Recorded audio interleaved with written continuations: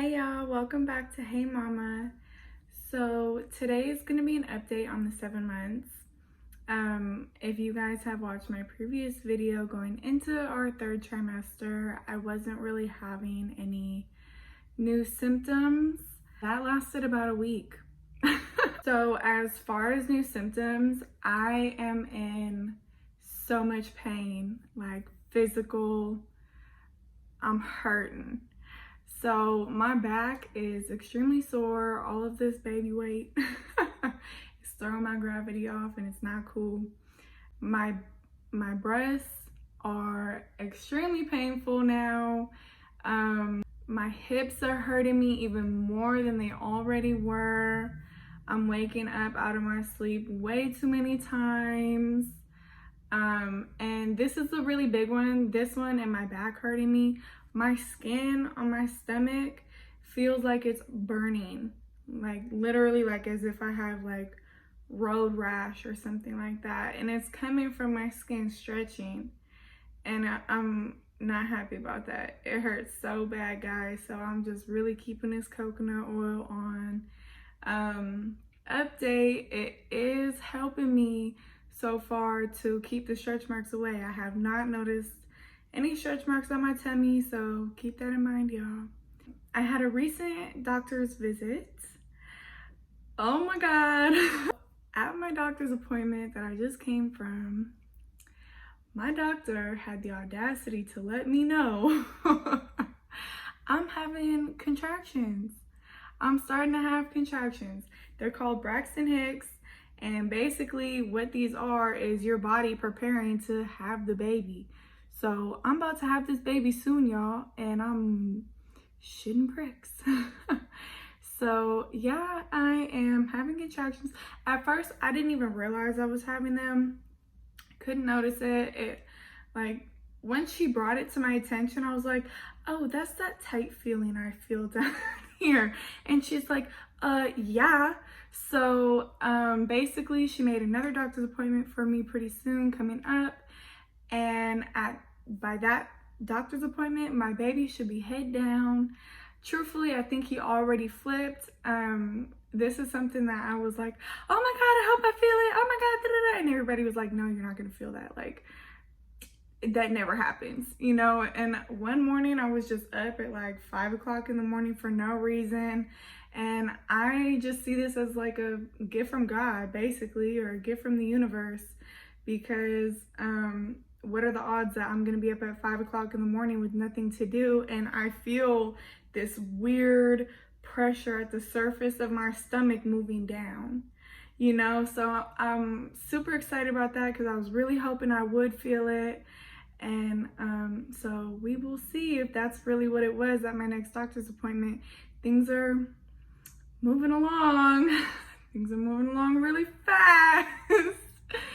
So yeah, so there's that. And then with all of that, my doctor said start kick counts. You need to count at least 10 kicks within an hour, basically. So I'm just doing that within a couple times throughout the day. Baby is super active. So for me, everybody's different. Keep that in mind, guys. But for me, I'm not having to wait more than 10 minutes. I will get 10 kicks within 10 minutes, sometimes within 5. So I think that's a really good sign. I'm super excited, super nervous. I'm shitting bricks. Baby is coming. Oh my God. So yeah, and then the last thing that my doctor did for me, besides make so many appointments, at this point now I have an appointment every single week. It's okay.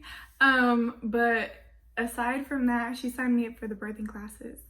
So through the birthing classes, they go over, if you plan on breastfeeding, they go over latching and, you know, how to start breastfeeding with your baby and what the process will basically be like through labor and delivery. So it's a lot of good information coming from those. I'm super excited for my classes. I'm really, at this point, I'm trying to stay active because 1, it eases pain, and 2, it helps reduce the odds of having to be induced. I don't want to be induced. I want this to be as natural as possible, but even more so reduce the pain. So it's too hot outside for me to be able to walk, but what I have been doing, this is not going to help everybody because not everybody has stairs in their house, but I do. So I've been walking the stairs like a crazy lady. Trying to eat healthy at this point. I'm putting on a lot of weight, and in my mind it's very quickly. So I'm kind of having a battle in my brain between gaining weight, if it's good or not, but of course, you know, it's all for the baby. Of course, with all of this progression going on, I am super tired. I feel like a walking zombie. For some reason, I just feel like I can't get enough sleep. I'll get 10, 11, 12 hours sleep all day if I need to, and I just don't.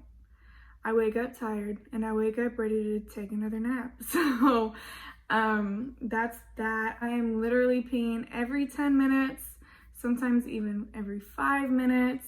It's the most annoying thing on earth. Yeah, I've gotten very familiar with where the restroom is in every public place I've been going to as well. So that's kind of embarrassing, but it's okay.